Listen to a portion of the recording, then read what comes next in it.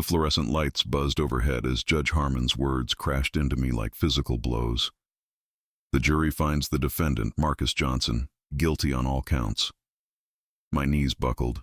The courtroom tilted sideways. I heard my mother's wail behind me, a sound I'd never forget.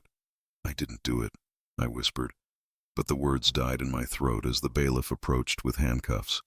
23 years old, no priors, a college degree, a job offer waiting, a girlfriend I plan to propose to next month, and now, convicted of a murder I didn't commit. How had those 18 hours in that windowless interrogation room turned into this nightmare? How had my confused, exhausted maybe become a full confession in the detective's report? I looked up and caught Detective Ramirez's eye across the courtroom. He didn't flinch, didn't look away. Instead, a slight smile formed at the corner of his mouth, and I understood. My conviction had never been about justice. I was simply a convenient solution to his problem. Before I became inmate number 85721, I was just Marcus Johnson from South Chicago, 23, black, and finally seeing all those late nights studying pay off. First in my family to graduate college, with a business degree from Illinois State, I'd landed an entry-level position at Meridian Financial starting next month. Nothing fancy, just account management, but it was a foot in the door, benefits, and enough salary to finally move Mom out of our neighborhood. Our apartment on 79th Street wasn't much, but Mom had made it home. She'd raised me alone since Dad died when I was 8. Cancer, quick and merciless. She'd worked double shifts as a nurse's aide ever since, coming home with aching feet but still finding energy to check my homework. "Education is the only thing they can't take from you," she'd say. I took those words to heart. While many of my friends got pulled into neighborhood troubles, I stayed in the library. It wasn't always easy. Being studious in our neighborhood meant defending yourself on the regular. But basketball helped. I wasn't NBA material, but good enough to earn respect on the court. Jamal was my best friend since 3rd grade. Unlike me, he loved the street life, but respected my choices. "Somebody gotta make it out," he'd say. We remained close despite different paths. Every Sunday we'd watch Bears games at his apartment, talking trash and demolishing his girlfriend Tasha's legendary buffalo wings. Then there was Serena. We met sophomore year of college. She was pre-law, brilliant and ambitious, with plans for a public defender career. We'd been together 3 years and I'd been saving for a ring. Nothing extravagant, but something worthy of her. The night before everything changed, we'd been apartment hunting online, finding places midway between my new job and her law school. "I still think we should get a dog," she'd argued, curled against me on my mom's couch. "Let's get settled first," I'd laughed. One life change at a time. Life wasn't perfect, but it was good. Going places. 2 weeks before everything collapsed, I'd surprised Mom with a spa day. Her first ever. Seeing her pampered tension finally leaving her perpetually tight shoulders was worth every penny. "I'm proud of you, baby," she'd said afterward, eyes shining. "You're everything I prayed for." Race was always there, shaping my experiences in ways both subtle and obvious. Like how security would follow me in department stores, or how I'd been pulled over 3 times my first month driving my used Civic, always for routine checks. Or the career counselor who suggested I look into more realistic options than finance, despite my 3.8 GPA. You learn to navigate it, to swallow the smaller indignities and carefully document the larger ones. I didn't know David Rogers, the victim. Not really. He owned a convenience store near campus I'd visited occasionally. White guy, 50-ish, always had Fox News playing behind the counter. Not particularly friendly to students, especially black ones, but not openly hostile either. Just watched us a little too closely when we browsed the snack aisles. That Tuesday night, while he was being robbed and murdered, I was actually at the campus library, finishing research for a final project. I'd stayed until closing, walking out with the security guard who locked up at midnight. We'd even chatted briefly about the Bulls' chances next season. I'd seen the security cameras overhead. I assumed they'd be my alibi. What I didn't know was that the campus had installed those cameras for show. Most weren't functional, budget cuts. The guard would remember me, but couldn't be certain about the exact night. And my key card swipe had registered entering the library but not exiting, a system glitch that happened frequently. After the library, I'd stopped at a 24-hour convenience store, not Rogers, but a different one, to buy a Red Bull and some chips. I paid cash. No receipt. The tired cashier wouldn't remember me. There were cameras, but the footage was erased every 48 hours. By the time I became a suspect, any evidence of my whereabouts had vanished. If I'd used my credit card instead of the cash in my pocket, if I'd asked for a receipt, if I'd driven instead of walked so my car would appear on traffic cameras, maybe everything would be different now. Where are you watching this video from? Have you ever known someone who experienced something similar? Share in the comments below. The knock came at 6:13 a.m., 3 days after Roger's murder. I remember checking the time, thinking it was too early for packages. Mom had already left for her shift. 2 detectives stood at the door, Ramirez and Doherty. Ramirez did most of the talking. They just wanted to ask a few questions, they said. A witness had seen someone matching my description near Roger's store that night. Would I mind coming down to the station to clear things up? Of course, I said, confident this was a misunderstanding easily resolved. Let me grab my phone. You won't need it, Ramirez said, something flickering in his expression. This won't take long. I should have called Serena's uncle, who was a lawyer. I should have insisted. Instead, I went willingly, without telling anyone, wearing just jeans and a Bulls t-shirt. I didn't even bring my wallet. They put me in an interview room. No windows, a table, 3 chairs, and a camera in the corner. They offered water, coffee, asked casual questions about my studies, my job offer. They seemed genuinely interested, even impressed. Doherty mentioned his nephew was considering Illinois State. Then the questions shifted.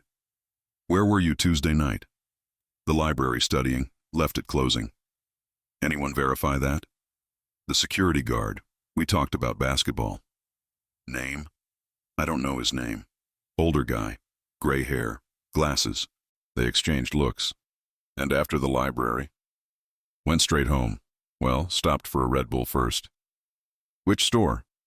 The Quick Mart on Henderson. Receipt? No, paid cash. Convenient. 3 hours in, they showed me crime scene photos. Roger's face down behind the counter, blood pooled around his head. Security footage showing a hooded figure entering the store. Similar height and build to me, but face obscured. The timestamp read 11:47 p.m. Can't be me, I insisted. I was in the library until midnight. Ramirez leaned forward. Library records show your card swiped in at 8:16 p.m., no swipe out. System glitches sometimes. The guard saw me leave at closing. We spoke to security. No one remembers you specifically that night. By hour 7, they'd developed a theory. I needed money for my new apartment with Serena. Rogers had caught me shoplifting before. He hadn't. And threatened to call my new employer. Impossible. I went back to settle the score. We have a witness who saw you running from the scene, Doherty claimed. That's impossible, I insisted. But doubt crept in. Why couldn't they find evidence of where I actually was? They showed me a statement from Jamal's cousin, saying he'd seen me arguing with Rogers the previous week. I had argued with a store owner recently, but it was at a different store entirely, about a credit card machine that had double-charged me. Hour 12. No food, bathroom breaks begrudgingly granted, phone calls mysteriously, not possible right now. They took turns, Ramirez aggressive, Doherty sympathetic. Look, Marcus, Doherty said, offering a cigarette I didn't want. We know you're not a bad kid, college graduate, no record. This wasn't planned. Rogers said something racist. You got angry. Things escalated. Self-defense, maybe. Temporary insanity. With your background, a good lawyer could get manslaughter, be out in 7:10. But I didn't do it. By hour 15, exhaustion consumed me. They presented a theory over and over, filling in details, until the lines blurred between what they were suggesting and what I remembered. Could I have blacked out? Had stress from finals and job hunting caused some psychological break? Maybe. I don't know. It's possible, I guess. I finally mumbled, just wanting it to end. Those words became my confession. Hour Hour 18. They brought a typed statement. Pages of details I never provided. The confrontation, the weapon, a knife from the store's counter. How I'd allegedly panicked and grabbed the day's cash. A mere $2.37. I was barely conscious. I signed. The biggest mistake of my life. Only then did they allow me to call someone. By then the damage was done.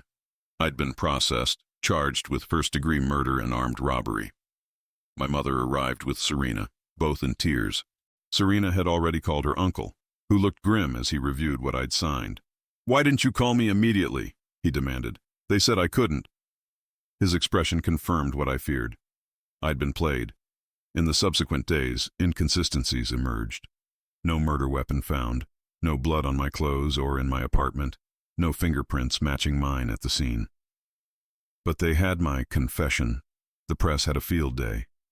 College graduate's deadly robbery attempt. Subtle racial coding permeated the coverage. Inner city scholarship student. From troubled South Chicago neighborhood. Photos chosen made me look menacing rather than using my graduation picture. Meanwhile, other leads weren't pursued. A known drug dealer Rogers had reported to police weeks earlier. A disgruntled ex-employee who'd threatened him. The fact that 2 similar robberies occurred in neighboring counties that same month. My public defender, not Serena's uncle, who couldn't represent me due to conflicts, seemed overwhelmed from our first meeting. She had 79 active cases. Mine was just one folder in her overflowing briefcase. She advised accepting a plea deal, 25 years, possible parole after 15. "We have your confession," she explained tiredly. "Jury conviction means life without parole." I refused. I was innocent. The prosecution had no DNA, no weapon, no fingerprints, but they had a tearful widow, grainy video of someone my size, a witness who was 70% certain it was me running away, and my signed confession. What they constructed wasn't the truth, but it told a compelling story. Red flags abounded. The marathon interrogation without counsel, the mysterious witness who disappeared before trial, the detective's notebook containing interview details that vanished during discovery. None mattered. I was a black man who had confessed to killing a white business owner. In the eyes of the system, the case was closed before it began. If this story is impacting you, please like it now. This helps our channel reach more people who need to know these realities of the judicial system. The Cook County Courthouse loomed like a fortress on my first day of trial. I'd spent 6 months in county jail awaiting this moment, still believing truth would prevail. My family had scraped together enough for bail, but the judge denied it, citing flight risk despite my lifelong community ties. Meanwhile, a white college student charged with vehicular homicide in the same courthouse was free on bail, attending classes while awaiting trial. They brought me in wearing an orange jumpsuit and handcuffs, despite my lawyer's request for civilian clothes. First impressions matter. The jury saw a criminal before hearing a single testimony. Speaking of the jury, out of 12 members, only one was black, an elderly woman who avoided eye contact. The defense had challenged the selection, pointing out that the prosecution had struck 4 qualified black jurors. The judge overruled, accepting the prosecutor's race-neutral explanations. My lawyer seemed defeated before we began. This wasn't the passionate advocacy I'd seen on TV shows. This was a woman dragging herself through a predetermined ritual. The prosecution painted me as calculating and deceptive. This defendant used his intelligence not for good, but to plan a robbery that turned deadly. The prosecutor told the jury. The language was careful, never explicitly mentioning race, but invoking coded terms like inner city, aggressive, and dangerous that carried implicit bias. My mother and Serena sat in the front row every day. Mom had taken unpaid leave, surviving on church donations. Serena had delayed law school. Their presence sustained me. The prosecution's case hinged on 4 elements. First, my confession, presented without context of the 18-hour interrogation. The judge had denied our motion to suppress it despite clear coercive conditions. Second, the security footage showing someone roughly my height and build. The face wasn't visible, but the prosecutor highlighted the distinctive walking style that supposedly matched mine. They'd hired a gait expert, a field with questionable scientific validity, who testified with certainty about identifiable movement patterns. Third, a witness, the store clerk from a neighboring business, who claimed seeing someone who looked like the defendant running nearby that night. During cross-examination, she admitted she'd initially told police she couldn't be sure and had only seen the person from behind, at night, for seconds. Fourth motive, my supposed need for money for a new apartment, supported by searches for apartment listings on my laptop and a conversation with a classmate about being broke until the job starts. My lawyer tried valiantly, despite her limitations. She emphasized the lack of physical evidence, the problematic interrogation, the alibi the prosecution had dismissed. She brought in the library guard, who remembered me as a regular but couldn't confirm the specific night. She highlighted other potential suspects never investigated. For a moment, hope flickered when she presented cell tower data showing my phone was near campus, not the murder scene, at 11:52 p.m. But the prosecution countered that I could have left my phone behind deliberately or had an accomplice hold it to create an alibi. The most damaging testimony came from a jailhouse informant who claimed I'd confessed to him. A career criminal with a history of providing helpful testimony in exchange for reduced sentences, he recounted details that mirrored exactly what the police had fed me during interrogation. His testimony directly contradicted the physical evidence, but it resonated with the jury, who seemed to find him credible despite his record. My own testimony was a disaster. The prosecutor picked apart every inconsistency, every maybe and I think in my alibi.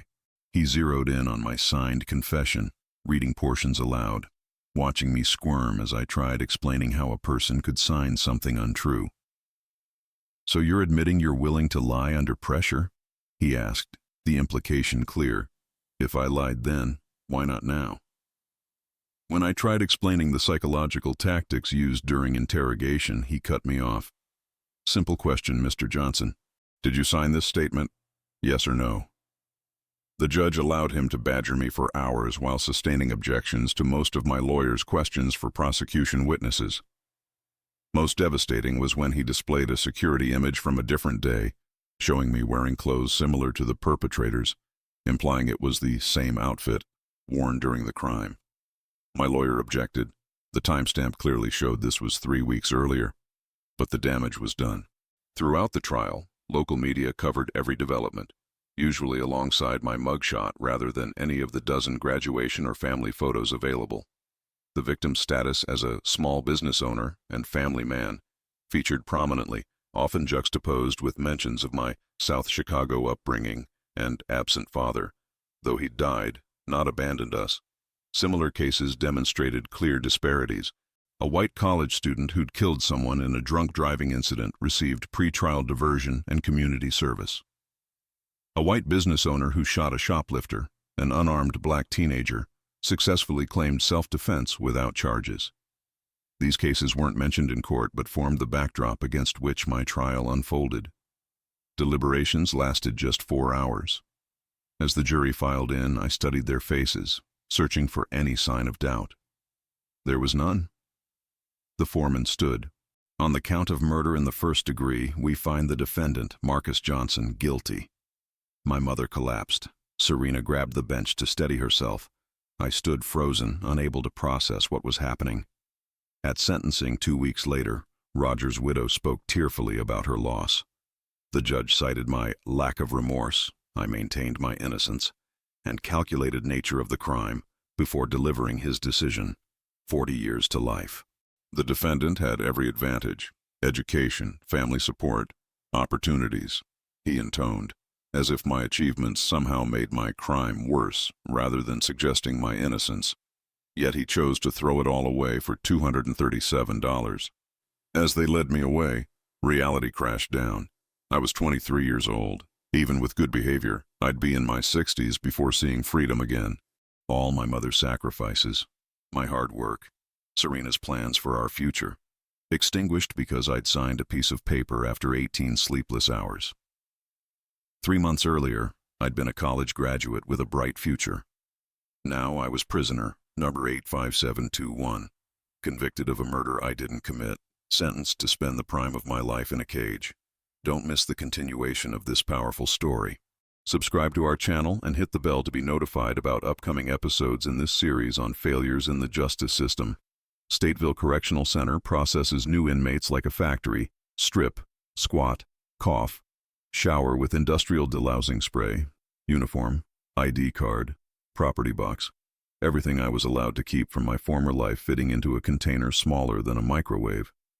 My first night, I curled into a fetal position on the thin mattress, trying to disappear. The cacophony was overwhelming, shouting, laughing, crying, metal doors clanging. The smell of industrial cleaner couldn't mask the underlying odors of sweat, urine, and despair. First time? My cellmate didn't look up from his magazine. Raymond, serving 25 years for armed robbery. 50s, muscular despite his age, with reading glasses perched incongruously on his nose. I nodded, unable to speak. College boy, right? Keep to yourself. Don't take favors. Don't gamble.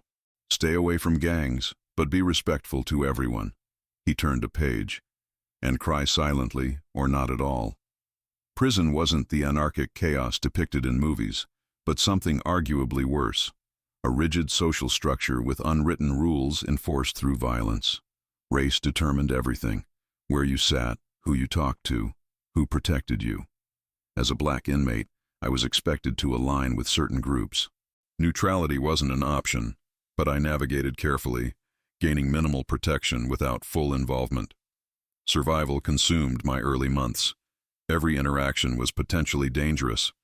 A wrong look, an accidentally skipped line, using the wrong shower, any could trigger violence. I learned to be hyper-aware, to project enough hardness to prevent targeting while avoiding challenging anyone's status. My education became both asset and liability. I helped others with legal paperwork and letters, gaining some protection. But it also made me a target for those who resented uppity inmates. My relationships outside deteriorated predictably. Mom visited weekly, despite the 3-hour bus journey. Serena came too at first. Our visits were awkward, filled with things we couldn't say across the monitored visiting room. I got accepted to Northwestern Law, she told me 4 months in, not meeting my eyes. That's great, I said, meaning it despite the knife twist in my chest. 3 months later, she came one last time, returning the modest ring I'd bought before my arrest. She'd tried, she said. But she was 24, and I was facing decades inside. We both cried. My former classmates disappeared entirely. Even Jamal stopped accepting my calls after his girlfriend had their first child. Only Mom remained constant, though each visit aged her further. The prison industrial complex revealed itself daily. We worked manufacturing jobs for private companies, earning 35 cents an hour. A 15-minute phone call cost nearly a day's wages. Commissary prices were triple what items cost outside, everything designed to extract profit from our imprisonment and our family's desperation. Medical care was a joke. A toothache meant weeks of pain before extraction, never repair. My cellmate Raymond died of a treatable infection because the infirmary dismissed his complaints until sepsis set in. I watched them wheel him out, another faceless inmate whose death wouldn't even make the local news. 6 months in, I met Calvin during library time. Former paralegal, inside for drug charges. He ran an informal legal clinic, helping inmates with appeals. Your case has issues, he said, reviewing my trial transcripts. Coerced confession, Brady violations, ineffective counsel. What's Brady? I asked. Prosecution must disclose exculpatory evidence. Betting they didn't. First thing to investigate. Calvin became my mentor, teaching me to navigate legal resources despite the library's outdated materials. We spent hours parsing cases, filing records requests, drafting motions. The law became my lifeline to sanity and potential freedom. My first breakthrough came from an unlikely source. A new inmate arrived, Vince, mid-level drug dealer from Chicago. During yard time, he mentioned knowing Rogers, the man I supposedly killed. Store was a front, he said casually. Laundered money for some serious players. Everyone in the neighborhood knew it. This information never appeared in my case file. The victim had been portrayed as a simple shopkeeper. If he had criminal connections, that created numerous alternative suspects. I began writing letters to Innocence projects, investigative journalists, law school clinics. Most went unanswered. Those who responded cited limited resources and thousands of similar claims. I persisted, sending 20 letters weekly, each meticulously researched for the specific recipient. After 2 years, the Midwestern Innocence Project responded with a standard form letter. But someone had scrawled in the margin, "Case has interesting elements. Will review further." Hope, that dangerous emotion, flickered back to life. Meanwhile, I clung to routine to maintain sanity. Up at 5:30 a.m., exercise in my cell, breakfast, work assignment, laundry, lunch, library when permitted. Dinner, more study. Lights out at 10 p.m. Repeat endlessly. I narrowly avoided serious violence. Once, a new inmate tried establishing dominance by targeting the professor. 4 men surrounded me in the yard. Only intervention by an older respected inmate prevented a potential stabbing. I spent a month in protective custody, effectively solitary confinement, supposedly for my safety. 23 hours daily in a cell smaller than my college bathroom. Solitary broke something in me. The absence of human contact, the sensory deprivation, the disorienting sameness of each hour. By day 5, I began hallucinating, shadows moving, whispers from the vents. By day 30, I struggled to form coherent sentences during my brief interactions with guards. Upon release back to general population, I discovered my cell had been searched, legal papers scattered. A coincidence, they claimed. Nothing missing, they assured. But key documents regarding my police interrogation had vanished. Year 3 brought my first appeal rejection, all claims dismissed without substantive review. Procedural issues, my court-appointed appellate lawyer explained, sounding bored. We filed too late on 2 claims, and the confession issue was already litigated at trial. I nearly gave up. What was the point? The system had railroaded me, then closed every escape route. Then an envelope arrived from the Innocence Project. "We're formally reviewing your case." Renewal coursed through me. I threw myself into research with Calvin, preparing every document they might need. Other inmates noticed my revitalized purpose. "You ain't getting out, college boy," sneered a lifer named Trenton. "They got you. System never admits mistakes." Maybe he was right. Statistics supported his cynicism. Black exonerees spent an average of 10.7 years wrongfully imprisoned before release, compared to 7.4 years for white exonerees. The odds were stacked against me, but I'd found something beyond hope for release. Purpose. I began helping other inmates with legitimate innocence claims, applying what I'd learned. If I couldn't save myself, perhaps I could help someone else. Year 5, Calvin was transferred without warning. Budget restructuring, they claimed.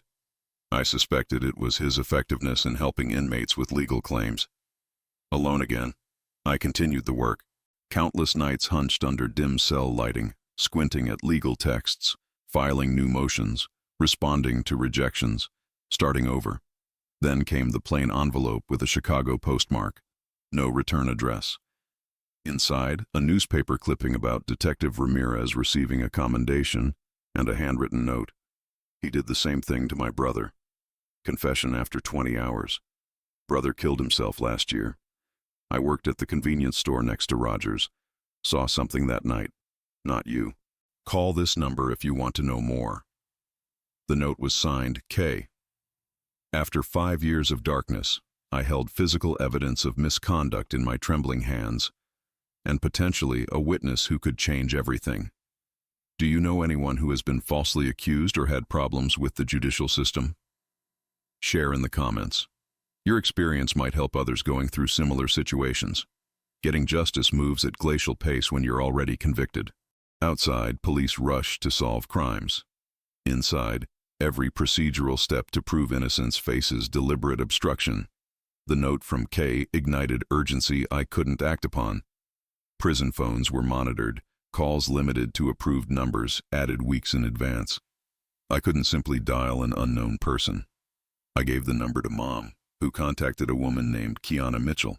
Kiana's brother Deshaun had been convicted of a robbery homicide 3 years before my case, with Detective Ramirez leading the investigation. Same pattern: marathon interrogation, mysterious confession, minimal physical evidence. Deshaun had maintained his innocence while serving his sentence. eventually hanging himself in his cell after his third appeal was denied. I was working at the cell phone store next to Rogers that night, Kiana told my mother. I saw a white man arguing with Rogers around 11:30, heard shouting. When police questioned me, I told them. Detective Ramirez said they'd follow up. They never did. She was willing to sign an affidavit. The Innocence Project lawyers moved quickly, filing for discovery of all witness statements from my case, particularly those never provided to my trial attorney. The prosecutor's office stonewalled. Case closed, no irregularities. They claimed all evidence had been properly disclosed. When pressed about Kiana's statement, they couldn't locate any record of her interview. A sympathetic clerk in the records department quietly confirmed to my lawyer that multiple witness statements were mysteriously missing from official files in cases Ramirez had handled. We filed a Brady violation claim, arguing the prosecution had withheld exculpatory evidence. The initial judge, the same one who had sentenced me, rejected it without a hearing. Speculative and insufficient, my Innocence Project lawyer, Sarah Clement, refused to give up. This happens in most exoneration cases, she explained during a visit. The system resists admitting mistakes at every level. She petitioned for a new judge, citing bias. Months passed. Year 6 of my imprisonment crawled by while legal paperwork circulated through a system designed to exhaust resources and hope. New developments emerged slowly. 3 more individuals came forward claiming Ramirez had coerced false confessions in their cases. A retired crime lab technician admitted he'd been pressured to strengthen findings in several cases, including mine. An internal affairs investigation into Ramirez, prompted by an unrelated corruption case, uncovered patterns of misconduct. Meanwhile, we pursued the alternative suspect angle. The white man Kiana had seen arguing with Rogers was identified as Michael Pearson, brother-in-law of a local loan shark rumored to use Rogers' store for money laundering. Pearson had a violent criminal history and had mysteriously relocated to Arizona immediately after the murder. At year 7, a judicial review was finally granted by a new judge. Evidence was re-examined. The gait analysis that had placed me at the scene was thoroughly discredited by experts who demonstrated its junk science foundations. The jailhouse informant who claimed I confessed recanted, admitting Ramirez had fed him information in exchange for a reduced sentence. Most significantly, previously withheld police notes revealed Ramirez had documented, then buried, 6 witness statements contradicting the timeline that implicated me, including Kiana's. Local media, initially complicit in portraying me as definitely guilty, began questioning the case. A Chicago Tribune investigative series examined wrongful convictions, featuring my case prominently. Public opinion shifted, but the prosecutor's office doubled down, arguing that procedural technicalities should prevent a new trial regardless of new evidence. The state attorney general's conviction integrity unit reviewed the case and recommended vacating my conviction. The county prosecutor, facing re-election, refused. Political concerns trumped justice. Sarah filed a federal habeas petition citing constitutional violations. More delays, more motions, more rejections. By year 9, I'd almost accepted prison as my permanent reality, despite mounting evidence of my innocence. Then Detective Ramirez was indicted in a separate corruption case. His phone and financial records were seized, revealing text messages discussing manufacturing confessions in multiple cases, including mine. He'd referred to me specifically as that college kid who was easy to flip. The dam broke. The prosecutor's office, under new leadership following an election, could no longer defend the indefensible. They agreed to vacate my conviction pending further investigation. After 9 years, 4 months, and 17 days, I was released on bond. Stepping outside the prison gates felt surreal. Mom waited, now using a cane, her hair fully gray. She'd aged 20 years in the decade I'd been gone. Serena wasn't there.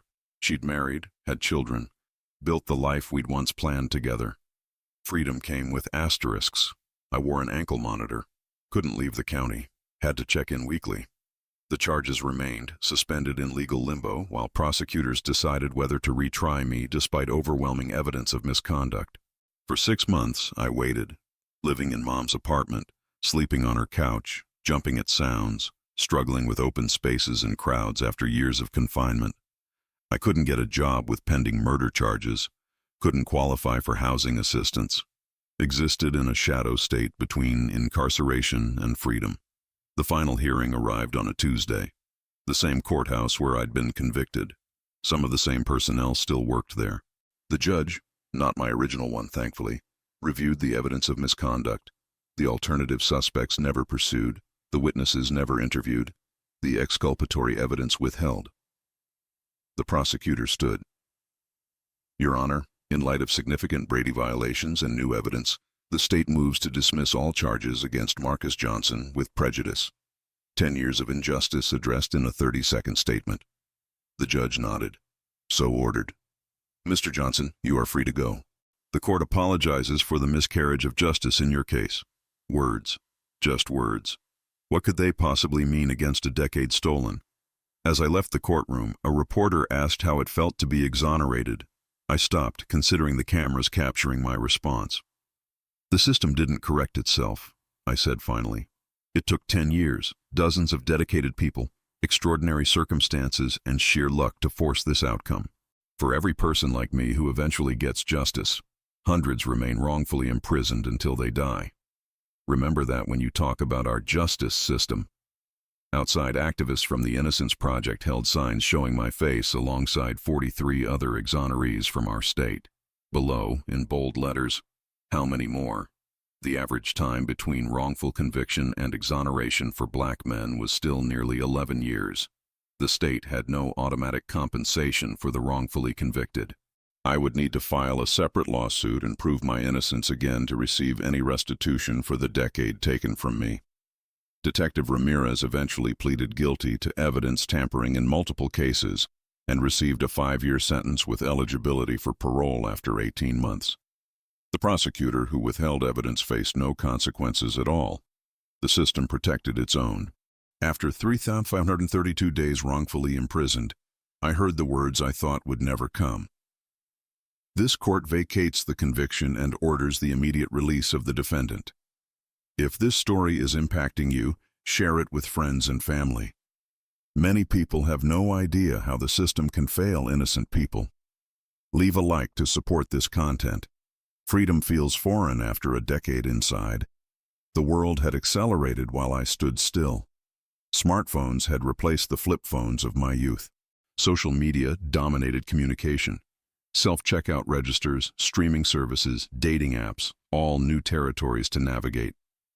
You'll get used to it, people said, not understanding that getting used to it wasn't the point. I'd lost my 20s, the foundation-building years when careers launch, relationships solidify, identities form. That absence couldn't be filled. Practical challenges mounted immediately. I had no credit history, no rental history, no recent employment history. My business degree was now technologically obsolete. My mugshot remained the first image in Google searches despite my exoneration. Job applications asked about criminal history. Technically, I could answer no convictions, but background checks showed my arrest and decade in prison. I'd explain my exoneration, watch employers' expressions shift from interest to hesitation. "We'll call you" meant application shredded after you leave. The double stigma weighed heavily, black man and former prisoner.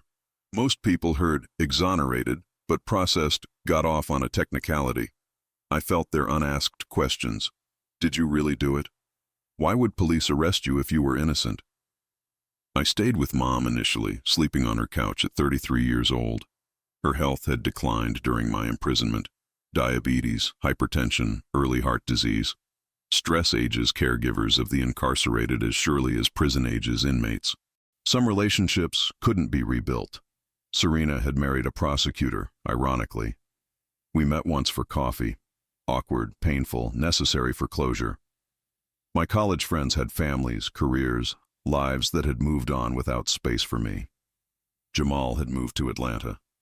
We reconnected online, promising to visit, knowing we probably wouldn't. I filed a civil suit against the city, the police department, and the prosecutor's office. My lawyers were optimistic, citing similar cases with million-dollar settlements. Reality proved harsher. Illinois law capped compensation at $199 and $150 total, regardless of time served. less than $20,000 per year of freedom stolen. After legal fees, I received $142,000. The lawsuit dragged 3 years. The city offered settlements contingent on confidentiality agreements, protecting those responsible from public accountability. I refused initially, then compromised when Mom needed specialized medical care I couldn't otherwise afford. During depositions, I faced Detective Ramirez across the table. He'd aged poorly, alcohol bloating his features. No remorse registered as my lawyer detailed how his misconduct destroyed my life. He maintained he genuinely believed in my guilt, a convenient shield against accountability.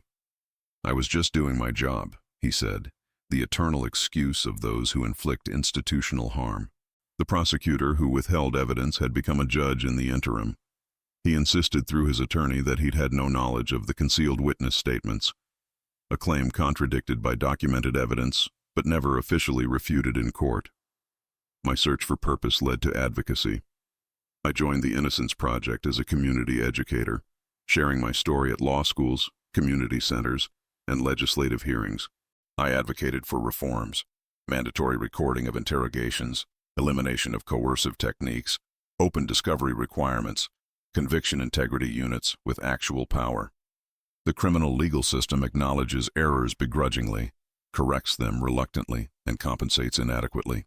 Black exonerees receive about $50,000 less compensation per year of wrongful incarceration than white counterparts.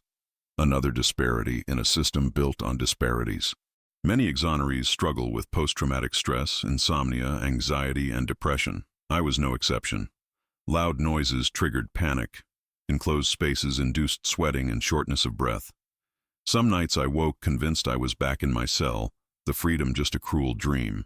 Therapy helped, though finding therapists who understood the unique trauma of wrongful conviction proved challenging. Most PTSD resources addressed combat or assault trauma, not the systemic betrayal of wrongful imprisonment. Dating seemed impossible initially. How do you explain a decade-long gap in your life on a first date? When do you disclose your history?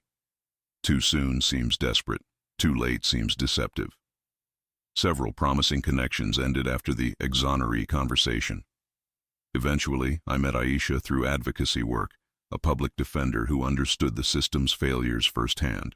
Our relationship developed slowly, built on shared commitment to justice reform. The true perpetrator of Roger's murder was never conclusively identified.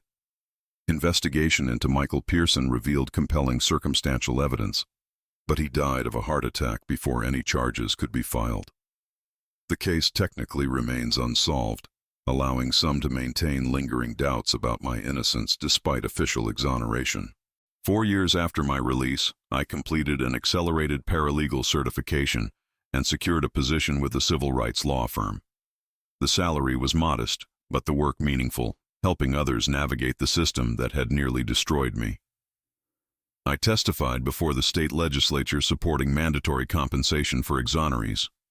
The bill passed, but was vetoed by the governor, citing budget concerns.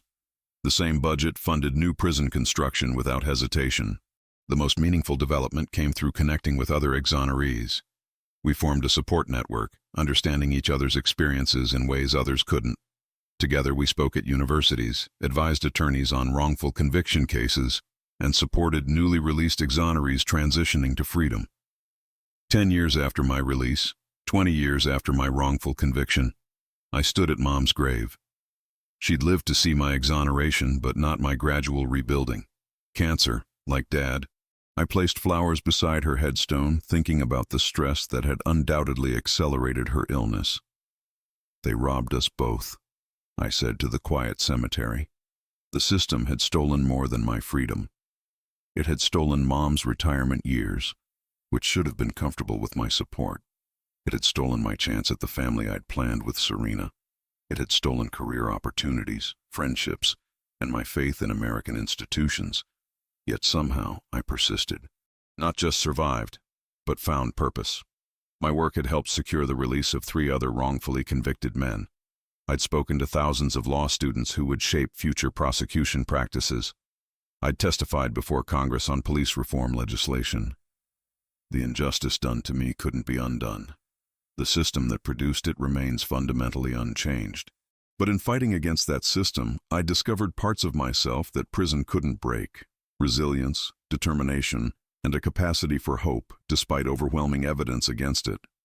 They took 15 years from my life that I'll never recover, but I refuse to let them take my future too. My story isn't just about injustice, it's about truth that refuses to stay buried, no matter how long it takes. Has this story touched your heart? Share it with someone who needs to know the challenges faced by innocence after exoneration. Comment below what you found most impactful, and if you know organizations that help wrongfully convicted people.